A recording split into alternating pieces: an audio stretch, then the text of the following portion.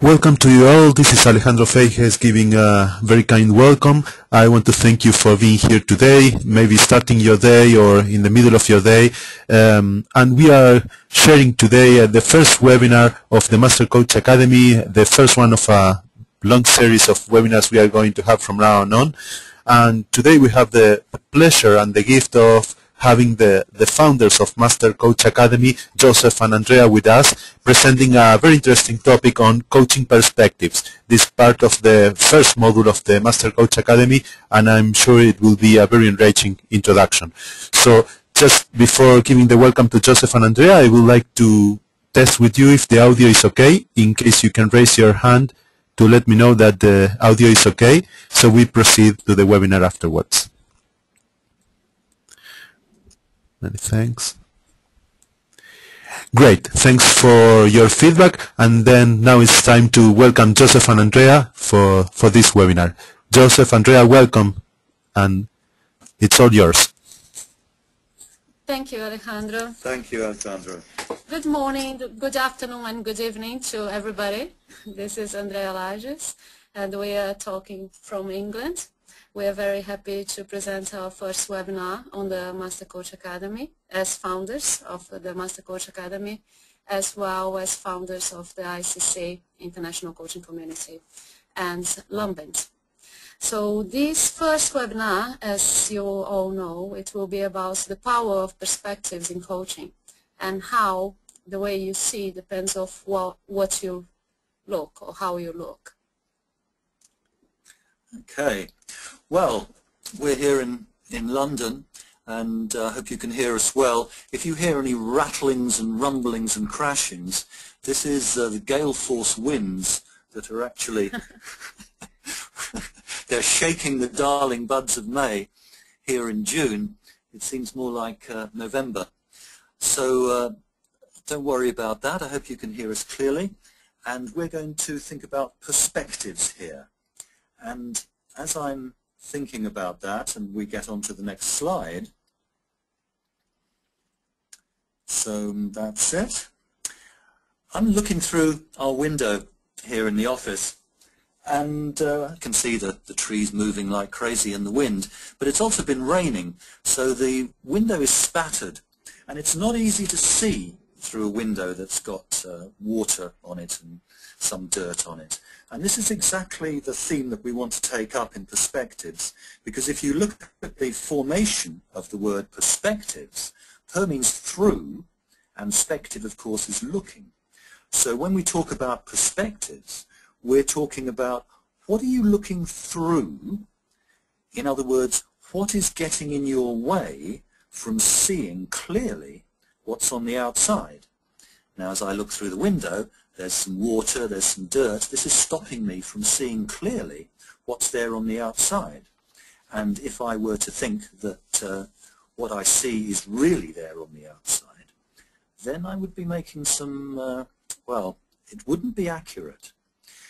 So when we think about perspectives, and we think about as a coach, and particularly being a master coach, we need to think about how can we really clean that glass? How can we really look clearly through, get things out of the way so we can see the client in front of us and we can really attend to them without attending to the bits and pieces that are actually getting in our way and are actually part of us and not part of them. So before we move to the next slide, I would like to invite you to send any comments or questions throughout the presentation. We'll take some time in the end of this presentation to answer to some questions. So if you feel like asking questions or making comments during the presentation, please do so through your chat window in your computer. And now in the next slide, please, Alejandro. Some of the things that can influence in the way that we see our clients is what we understand as me theory. Me theory is the difference or the understanding what's the difference between what's me and what's not me.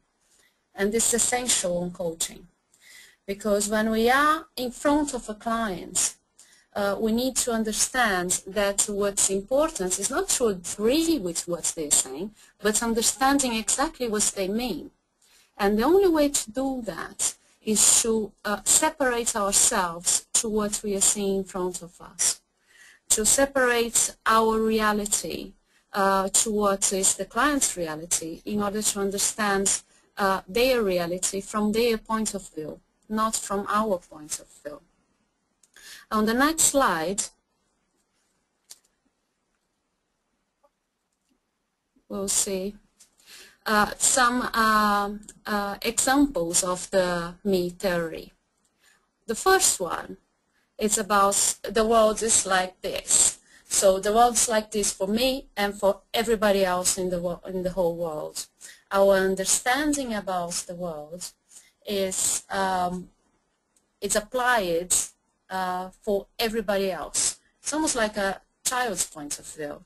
Yeah, there's kind of interesting thing to this also in terms of our own development, human development, which is something that we will be linking in the Master Coach Academy as well. And if you think about children and the way children see the world, they actually think the world is objective and has qualities that are quite apart and different to them. So, for example, well, when I was a child, I didn't like spinach. I thought spinach was yucky. So I told my parents, spinach is yucky. And for me, at the age of 5, this was true. And spinach was yucky. And anyone who said to me, well, I like spinach, then I would go, well, you like something yucky. Because clearly the yuckiness was in the spinach and not in my mind. Now, as we grow up, we begin to see, hopefully, that these qualities are not in the world out there. They're actually qualities that we put into the world. They come from us. And, you know, I was 5, and you talk with any 5 or 6-year-old about this, they'll show you exactly what it's like to have an objective world like that. Sometimes if you talk with 25-year-olds, 35-year-olds, and 45-year-olds, it seems to be the same. But this is the kind of the basic thing about me theory, is that there is the world, and it has qualities, and those qualities come from me. So this, as you can see, clearly was going to blind you to any kind of qualities, any kind of objectivity of seeing your client as a person in their own right. So this is one of the aspects, or the first aspect of the me theory, that the world is like this for everybody, every single human being in this planet. The other possibility about that is that your world is like my world. So when, again, in coaching situations, when we understand that the client is a different person, then we will understand that not necessarily there is one answer for every question. So if for example, your client comes to you with some challenge or difficulty that you may have passed through something similar in your past, when you understand that their world is different than your world, this will not this will stop you having the wrong idea that you have the solution for it, simply because you have been through something similar. So each person's world is different, and this is really important to understand. The idea of your world is like my world do not apply in coaching, or if it's used in coaching, it will definitely lose the power of the kind of consideration of the coach and the type of questions that the coach can ask. And, of course, there's a third aspect of me theory, that you are like me. This is a funny one, because this is also about applying our own beliefs and values to our clients. This can be very limiting for the coaching, and especially for the coach. When we understand that you have a different human being, a different person in front of you, and you are curious to understand how this human being works, thinks, and feels, then you can help in a better way or aspect to that person. Because you as a coach, of course, you have your own personality, you have your presence, you have your beliefs and values, you have your family, you have your environment, you have a lot of things that are important for you. Your clients also have their beliefs and values and their family and environments and things that are important for them. They may differ to yours, they probably will, in many aspects. And once you as a coach understands that and explore that in a positive way, you can have much better results in your interaction with your clients.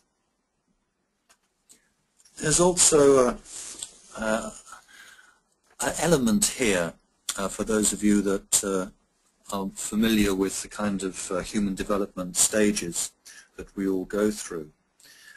Sometimes when coaches are caught in the "you are like me," it comes out in a generalized way that they'll speak, where they say, "We can do this." You know, what would we do?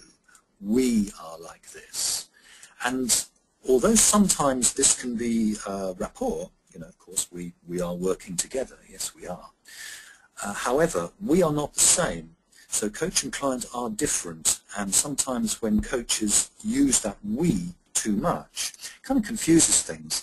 And what it means is that in development terms, we haven't extracted, we haven't taken ourselves from the general kind of way that other people are. We haven't forged our own personality, we haven't forged our own way of being, we haven't kind of found our own music that we play to.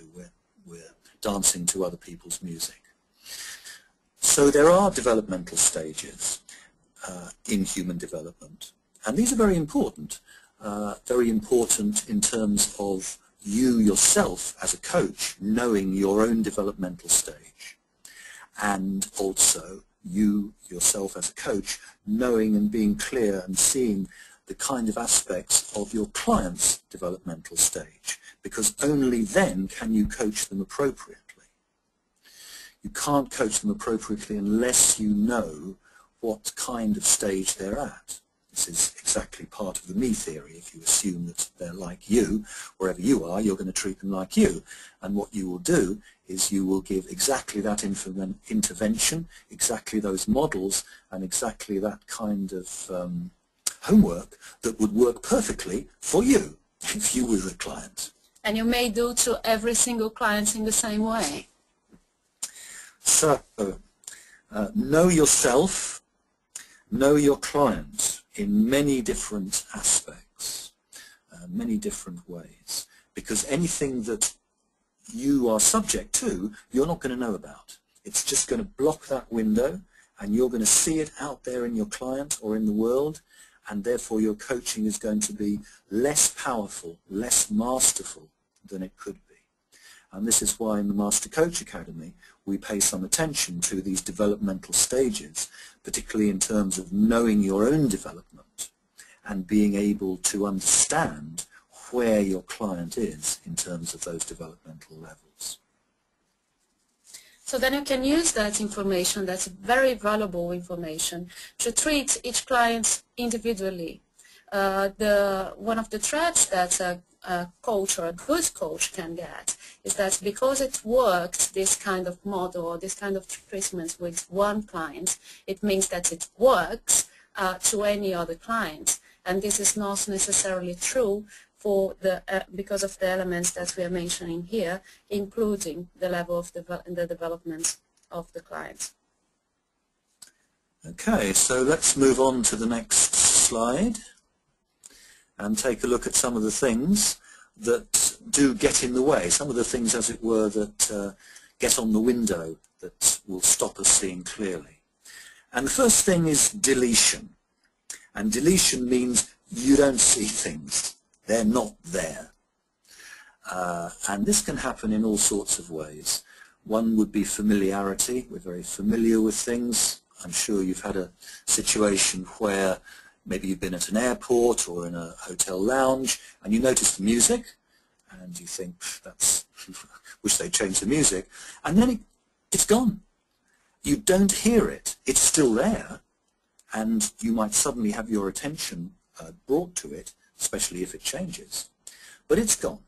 So our state of health, our state of emotions, our interest, all of these things can make other things invisible to us. We just don't see them. And in one sense we can't avoid this because we're not going to pay attention to everything that the world presents to us. You look around, you know, for everybody listening to this webinar, there is a huge amount of visual information in the room that you're in. There's everything that we're saying together with the voice tones. There's the feelings that you have sitting in, I hope, a comfortable chair, which you probably weren't aware of till I mentioned it. All these things have been deleted because they're not relevant. And this is interesting and related to the me theory, because if we are not aware of that, we may look for those things that make sense for us in our model of the world. Maybe those kind of things that the client is deleting or not paying attention, and it may be the key points, the key aspects that we would like to shine our line through questions into it. If we don't notice that deletion or this kind of unknowing element, we will not ask the questions either. So it's important to understand that it may have other things in the client's world that not necessarily make sense in our model of world, in our own model of world. Otherwise, our model of world could represent a big threat into that deletion. Okay, so let's move on and delete that slide, move on to the next one. So second thing that can happen is distortion. So again, as I look through my window here, there's a large lot of raindrops have gone together, and if I look through that water onto the trees, I can see it distorted. It's not clear, it's kind of brought out of shape. So there are many things that can distort when we look, particularly the judgments that we make as coaches. Now, judgments are when you decide that one thing is good and one thing is bad. The moment you do that in a coaching situation, you do not understand your client. The judgment takes you away from understanding. It distorts your understanding because you've applied a particular value judgment, good and bad, which has come from you and your experience and your world, onto the client, which may not be there. It may be there, but well, it's not there if you apply it, but you don't know how the client thinks about it. So as coaches, we of course have our own values, and it is important that we apply these to ourselves and that they're part of us and our own presence as a coach. But we don't judge our clients in any way, otherwise this will distort how we approach what they tell us. So there's many other things in distortions as well. There's many things that can distort how we look at things, and because we have a limited time here in the webinar, we need to leave the rest of that to the Master Coach Academy itself, and we'll move on then to the next slide.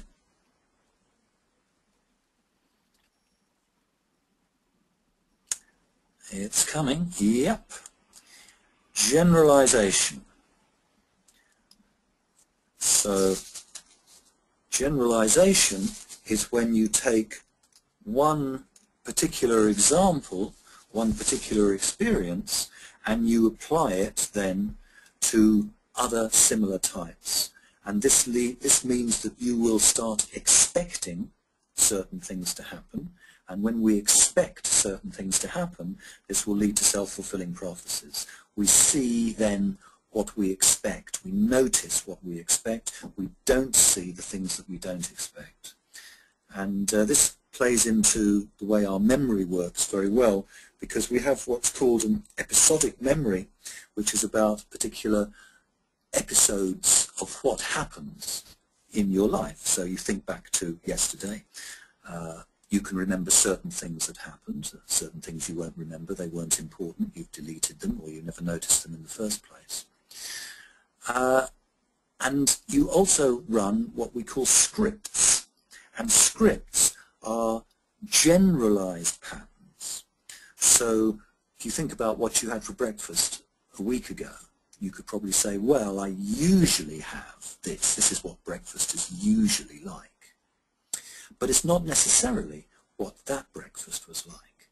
So the moment we apply this kind of script memory, we generalize, and it's very common to do this. It's one of the ways that we conserve cognitive space. You know, we can't pay attention to everything, so we do generalize. And the important thing is to make sure that you don't generalize about your client and that you take everything they say as unique and don't apply your own scripts to them.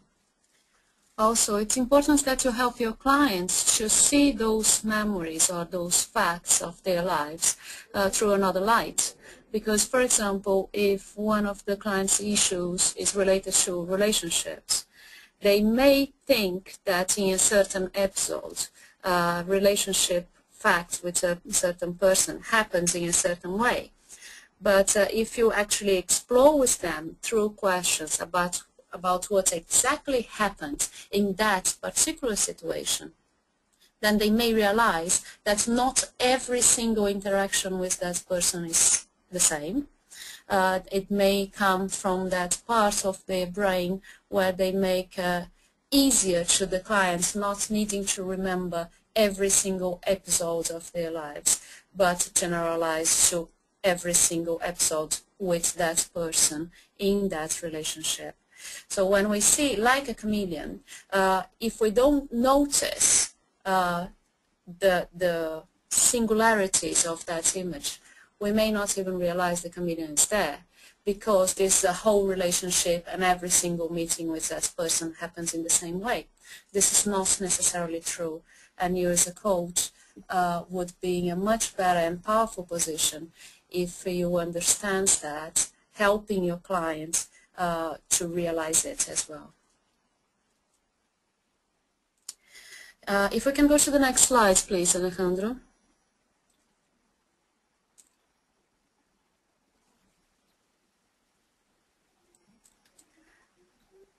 Okay. So we have been talking about the developmental levels, and we talked about the me theory. As Joseph well said, of course we will go much deeper on those subjects during the academy.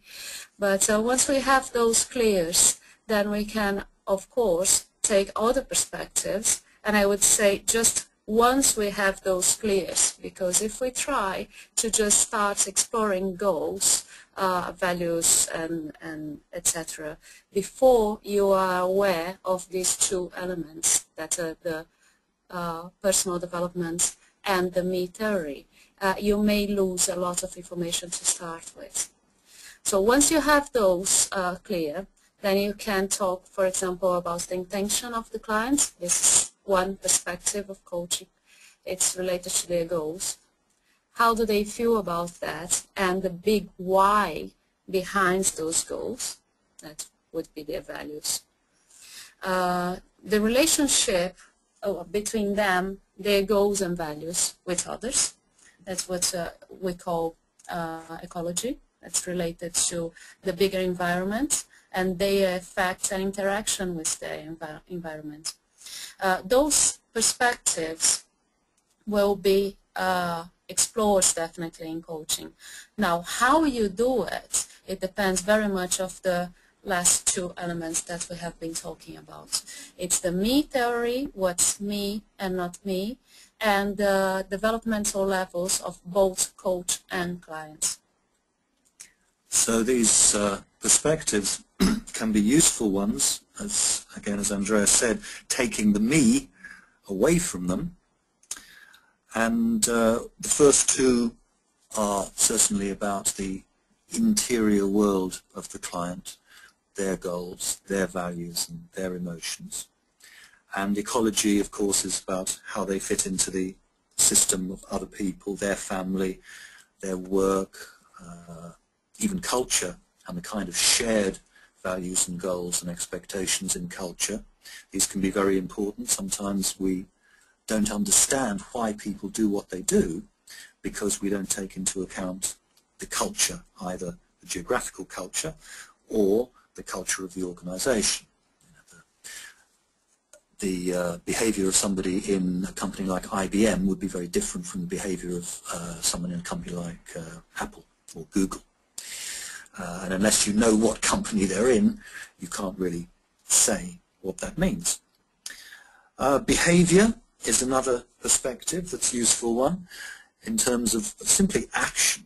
And of course we take this perspective in every coaching session when we talk about small action steps that the client is going to be taking in order to look anew again at what they're doing, to change their habits of thinking, to change their habits of behavior. So they're individual actions. And then of course we have the whole organization system. If they're inside an organization, a business, this will have a business system. There'll be lots of coordinated actions and procedures within that. And even if they're not in a business, everybody is inside political systems, economic systems, systems of wealth, systems of ideas. All of these things are going to impact the client, and these can be extremely useful perspectives to look through for a coach. Now, of course, one question would be, how do you decide which particular perspective to look through? That's an important question and quite a complex one. Again, we'll have time in the Academy to go into that. But what we can say here is that if you take these perspectives together, some of you may have noticed that there's some overlap with the integral model of perspectives, whereby you have an individual and their internal, which would be the intentions and emotions of one person that is inside of them. Then you have the individual external, which is of course the behavior. You see people's behavior, you don't necessarily know why they're doing it or what goals they have, because those are invisible, those are internal. But you can see the external, those are the actions. And then you can also have collective internal, which is the kinds of ideas and emotions in culture, which people share in teams, in culture, in families, the shared ideas, individual, collective. And then you can also have the collective external. These are the systems, the outside systems, of which we're all part of. And if you take those four together, you get what's widely known now as an integral system of perspectives, which is a very interesting model and one that we will certainly be going into with the emphasis, of course, on how it works in coaching and the practical applications in coaching in the Master Coach Academy. Okay, so let's move on to the next slide. So then we just want to say a little bit about what we would be doing in the Master Coach Academy with reference to both the good perspectives, the useful perspectives, and also the me theory that we've been talking about. Yeah, so when we talk about those two points, it's important to understand in which order do you process the information that your client is giving to you. If, for example, you reach to conclusions before you actually collect the data and consider many hypotheses, you may be jumping ahead too far, too fast, and losing important information. So we will be talking about the importance of how to process the information in a positive an effective order, so then you can, once you arrive with your client in a conclusion about next steps or special actions, you know that you have been not just using your judgmental part, but you actually did all the appropriate collection of data and datas, and related also with how the clients process their memories, as well as what we talked about, goals, values, ecology, etc. And once you have a conclusion or next steps, you know that you have been through those stages. We'll definitely explore that aspect during the Master Coach Academy, as we understand that this can be one very useful and powerful antidote for the me theory. Yeah.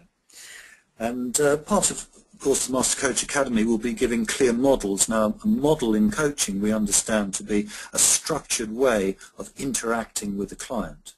So with clear models, you have those ways of interacting with the client that can look clearly through the window without the me theory, without the smudges, the distortions, the deletions, and be able to work with that. And of course, one of the most important parts of that is your own self-development, your own clarity about yourself and how you work. So these are all things that are going to be very important in the Master Coach Academy, because sometimes when we think about coaching, we think about, you know, doing good coaching to other people. But really the good coaching starts with the self. Yeah. So it is very important to be aware of where you are in your own development. It's not compares with anyone else, but compares with yourself. Where you are, where you want to be, what do you do about it? So then you can be the best person, therefore the best coach you can be to your clients. Of course, we will be talking about systemic thinking in coaching. Yeah, systemic thinking being, well, making the world alive, really, because when you think systemically, you see that things aren't just stuck, they're constantly moving. So you can see yourself and how you are moving and growing and developing, and your client as well. So systemic thinking for us makes the world come alive completely, and with an attitude of curiosity, an attitude of everything is different. There is an unknown world out there. We don't know what's out there. And this is exciting.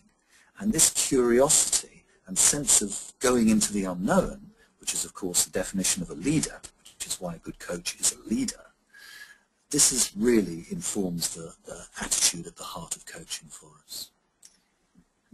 Finally, the last sentence on this slide, it could sound counterintuitive. There is no me in presence, but actually exactly how it works. Because if you think about a person who, for you, have a very strong presence, you may notice that they are good examples for what they do. They don't try to impose themselves. They don't try to tell people, hey, look at me, look how great I am. They just are there for the other people, with the other people. This is what great leaders do in any field. They don't do things just to themselves. They do things with and for other people. Therefore, there is no me focus on it.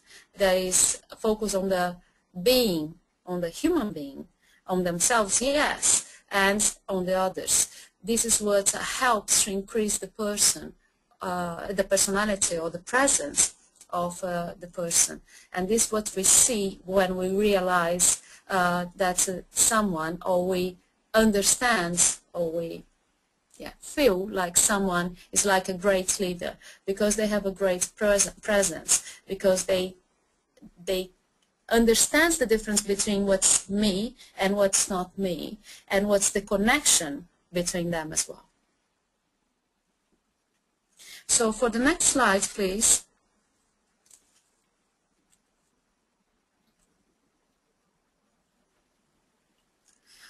Well, we are now reaching to the end of our presentation, and we would very much appreciate if you would send some questions, some comments about what we have been saying about those subjects. This is the time for you to express yourself, and we'll do our best to answer as many questions as we can. So either you can raise your hand to actually say something, interact in the webinar, or send a question to Alejandro, and Alejandro will deal with this. On the chat. On the chat, yeah. So. Great. I have a hand raised from Karin. Let's try to see if it's a truth hand. Karin, welcome. Do you hear us?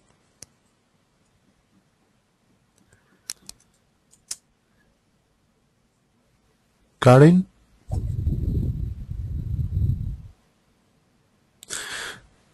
Maybe not. Maybe. Well. No. Let's see. Let's try with Akrura, who has a hand also. Akrura, welcome. Do you hear us?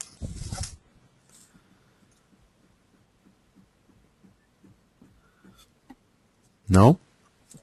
Maybe there's a microphone issue there. Probably, yes. Yes, Karin told me that it's a problem with the microphone. Well. Maybe you can type the question? Yes, any questions, please type on the chat window. We receive it, and I can read for you, so you get the answer.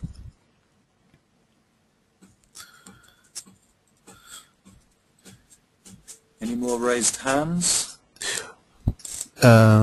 Not yet. I have a question from Diana. Diana is asking, is there a way to take long-distance course for Master Coach Academy? Yes, the Master Coach Academy will be divided in 3 models. There will be one model presential in the beginning, then will be 9 months of webinars, and then will be the last module will be presential as well. So it is possible to take the model in between, that are webinars, to start with, and also join the other models for maybe next year if you don't have time to plan a trip for this year for any reason. You may be able to do one of the models, that's the webinar models, and then use that as credit to join the Master Coach Academy for the next years to finalize and get the certificate of the Master Coach Academy. Many thanks. We have a question from Joseph. He's asking, what kind of motivations, meaning emotions and thinkings, does the coach must identify in himself before coaching? It's a very wide question.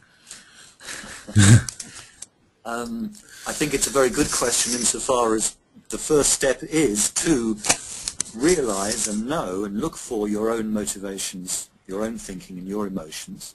I think that's a really important first step anyway. So what are you thinking? What emotions do you have? What values are you bringing to the party, first of all? So that awareness and the ability to ask that question, I think, is crucial. Now, what the answer is, of course, depends. There are a number of course, there could be a number of emotions and thinking that would not be useful in a coaching session, like, I wish this was over as quickly as possible, I'm hungry, I wonder what's on TV, this client doesn't seem to have their act together, you know, etc., etc. Plenty of possibilities there. Emotions and states like, you know, tiredness or not feeling good or things like that. These, if you're aware of these things, you know, you can leave them. You can simply leave them. the positive emotions would be, I'm here to help this person. I want to be of service to this person, and I'm genuinely curious about this person's world and how that we can work together and I can help them. So maybe one useful tip about that could be that before every single coaching session, if you stop for a moment just with yourself, you and yourself, and you understand or you hear which internal dialogues do you have about this coaching and this client. Do you feel that you must be there? Do you feel that you want to be there? Do you feel that you will be as a great service? And whatever you get as an answer, it's you as a coach, you can deal with that in the best way. And mainly having the consciousness about what is going on in your head and in your heart during this coaching, it can be very useful and valuable for your coaching. Many thanks. Let's see if we have another question. Hands. Remember, you can raise your hand in case you want to speak directly. I have one open question also from Akrura. It's asking, what's the best way to work on myself? Ooh. It's a big question. That depends what you want to achieve, doesn't it? Yeah. Without, it's got a goal missing. And the best way to start, I think, would be to be very clear about what you want to achieve by this working on yourself and what's important to you about working on yourself. And what's stopping you in achieving that? So then you can either, well, hire a coach, definitely, or if you want to do self-coaching, it is important to understand, as Joseph said, what are your goals, where do you want to go, but it's also important to understand where you are right now related to that goals, and what is blocking you to be there ready so that you can work with those elements. Yeah, so you've got the three basic coaching questions there. Where are you now? Where do you want to be? And what's in the way? So the best way to develop yourself is to be very clear where you are now, so self-awareness in the present moment. Where do you want to be? Clarity about where you're going and the intentions there and goals. And then what's in the way? And you're going to be working on those barriers, and that's going to be self-developmental work. Great. Then no more questions so far. So I'm sure. Yeah. Great. Can we move to the next slides, Alejandro, please? Of course.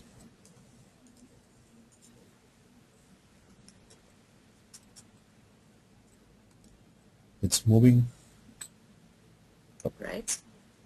So those are the final great news that we have for you. Is that if you got all the information you wanted for this website and want to learn more about it, you could enroll to the Master Coach Academy in the next 24 hours, which means that by the night of tomorrow.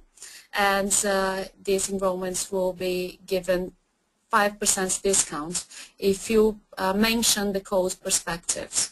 So you can go through the link that you have on the bottom of this slide for the enrollment form and mention the discount and get granted a 5% discount for you.